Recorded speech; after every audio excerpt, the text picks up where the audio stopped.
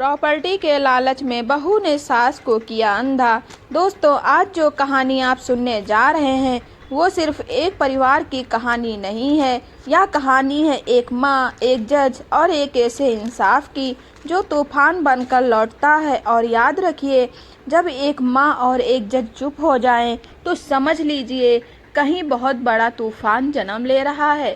शहर के वीआईपी इलाके में खड़ी 30 करोड़ की एक आलीशान कोठी सिर्फ ईंट और पत्थरों से बनी इमारत नहीं थी, वह थी ईमानदारी, कानून और न्याय की ताकत का प्रतीक। उसकी मालकिन थी रिटायर्ड डिस्ट्रिक्ट जज सुषमा देवी, वही सुषमा देवी जिनकी अदालत में सबसे बड़ा अपराधी भी सिर झुकाकर खड़ा होता था।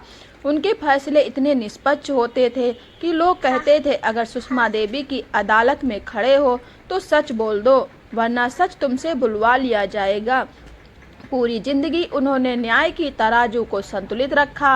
अब रिटायरमेंट के बाद उनकी बस एक ही इच्छा थी, शांति से अपने बेटे रोहन और बहू काव्या के साथ जीवन बिताना। लेकिन उन्हें बिल्कुल भी अंदाजा नहीं था कि जिन दो लोगों को उन्होंने अपनी दुनिया समझा, वही उनके खिलाफ सबसे खतरनाक साजिश रच रहे हैं। रोहन बचपन से ही ऐशो आराम का आदी था और उसकी पत्नी काव्या महत्वाकांक्षा और लालच से भरी ऐसी महिला थी जिसकी नज़र सुषमा देवी की 30 करोड़ की कोठी और खानदानी गहनों पर गड़ी हुई थी। लेकिन सुषमा देवी ने एक दिन साफ शब्दों में कह दिया, यह कोठी और ये गहने मेरे आने वाले पोते या पोती के नाम होंगे।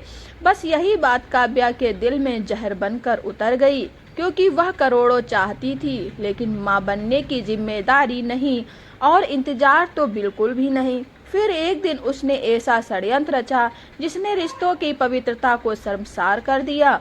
सुषमा देवी को मोतियाबिंद की शुरुआत समस्या थी। डॉक्टर ने उन्हें रोज रात को आंखों में डालने के लिए आई ड्रॉप दी थी। एक रात जब पूरा घर सो रहा था, काव्या धीरे से उनके कमरे में आई।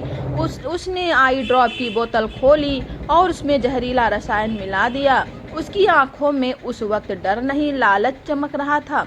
उसने धीरे से कहा, अब यह कोठी सिर्फ मेरी होगी। कुछ ही हफ्तों में सुषमा देवी की नज़र धुंधली होने लगी और एक सुबह उन्होंने घोषणा कर दी, मुझे कुछ भी दिखाई नहीं दे रहा। डॉक्टर ने जांच की और गंभीर आवाज में कहा, आंखों की नसें खराब हो चुकी हैं, रोशनी लौटना लगभग असंभव है। उस दिन से सुषमा देवी ने काला चश्मा पहन लिया और हाथ में सफ़ेद छड़ी थाम ली। रोहन और काव्या के लिए यह उनकी जीत का पहला कदम था। अब उन्हें लगा घर में उन्हें देखने वाला कोई नहीं है। धीरे धीरे उनका असली चेहरा सामने आने लगा। खाने में जानबूझकर कमी रखना, कभी गंदगी मिलाना, उनके सामने ही बेशर्मी से हंसना, यहाँ तक कि अपने अवैध संबंध भी छिपाना बंद कर दिया।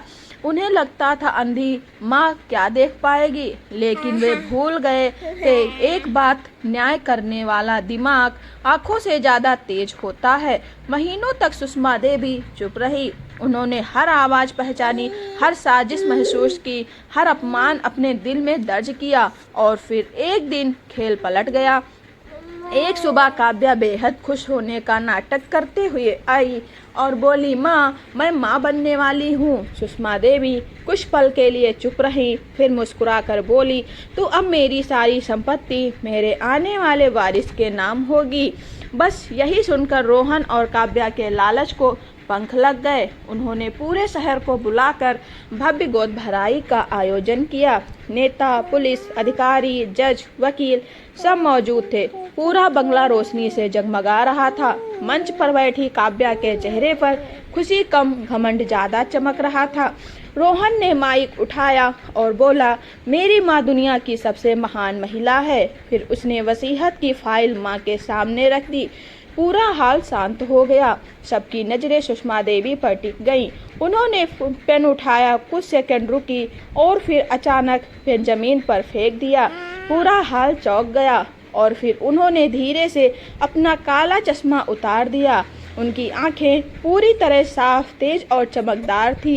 हाल में बैठे लोगों के चेहरों का रंग उड़ गया। सुषमा देवी ने माइक उठाया और ठंडी आवाज में बोली, मैं कभी अंधी थी ही नहीं। पूरा हाल सन्न रह गया। उन्होंने आगे कहा, जिस दिन मेरी बहू ने आई ड्रॉप में जहर मिलाया था उस दिन मैंने दवाई बदल दी थी। पिछले 6 महीनों से मैं सब कुछ देख रही थी। फिर उन्होंने एक फाइल निकाली, उसमें थे दवाई की रिपोर्ट, वीडियो कॉल रिकॉर्डिंग और सबूत। लेकिन असली झटका अभी बाकी था। उन्होंने एक मेडिकल रिपोर्ट उठाई और पढ़कर सुनाई। रोहन एक पुराने हादसे के बाद जैविक रूप से पिता बनने में असमर्थ है। बस यह सुनते ही हाल में जैसे बिजली गिर गई। रोहन का चेहरा पीला पड़ गया।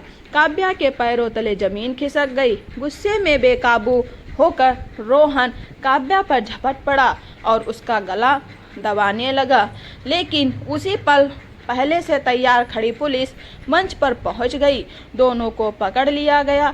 दरअसल सुषमा देवी महीनों से सबूत इकट्ठा कर रही थी और आज उन्होंने इंसाफ का आखिरी वार किया था। हथकड़ी लगे बेटे और बहू को देखते हुए सुषमा देवी ने आखिरी बार कहा, कानून अंधा जरूर होता है। फिर उनकी आवाज़ गूंज उठी। लेकिन जब एक माँ और एक जज अपनी आंखों पर पट्टी बांधती है तो वो इंसाफ की तैयारी कर रही होती है। पूरा हाल तालियों से गूंज उठा। पुलिस रोहन और काव्या को लेकर चली गई और उस दिन एक बार फिर साबित हो गया, लालच चाहे कितना भी बड़ा क्यों ना हो, न्याय की लौ उससे ज़्यादा तेज होती है। सुषमा देवी ने सिर्फ अपनी संपत्ति नहीं बचाई, उन्होंने दुनिया को ये भी सिखा दिया कि धैर्य से दिया गया जवाब सबसे बड़ा इंसाफ होता है। दोस्तों, अगर इस कहानी ने आपको झकझोर दिया हो तो अब इसे अपने दोस्तों के साथ शेयर ज़रूर करें और कमेंट में ज़रूर बताएं आपको ये कहानी किस शहर से देख रहे हैं, क्योंकि हर घर को यह याद रखना चाहिए, विश्वास तोड़ने वाले का अंत हमेशा एक ही होता है और इंसाफ भले देर से आए लेकिन